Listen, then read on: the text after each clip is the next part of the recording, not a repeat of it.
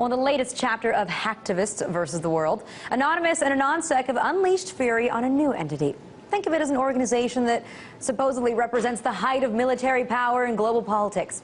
I'm talking about NATO. Now, through a string of tweets this morning, Anonymous announced their latest retrieval of data, saying, yes, NATO was breached and we have lots of restricted material, with some simple injection in the next days waiting for interesting data. Now, just a short while later, they decided to be very nice about their cyber attack and said, we're sitting on about 1 gigabyte of data from NATO now, most of which we cannot publish as it would be irresponsible, but oh, NATO!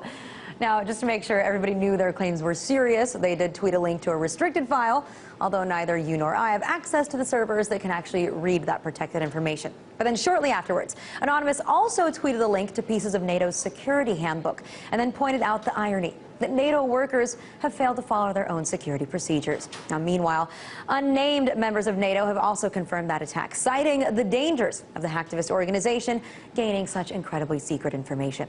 So perhaps a blessing in disguise? Yes, Anonymous did get highly sought-after information from one of the most well-known organizations in the world, but they decided to play the nice card and opted not to release that classified information for now. But NATO isn't the only group that's feeling the burn of hacktivists right now.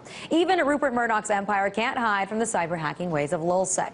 According to their own tweets, they're currently working with specific news organizations to share what private information they've obtained from hacking News Corp files. And knowing News Corp, pretty sure that LulzSec will uncover a treasure trove of information on the way that they conduct business. So it appears as if Anonymous and LulzSec are as strong as ever. And despite the fact that LulzSec announced its retirement back in June, seems like they just couldn't help themselves. They had to get back into the game.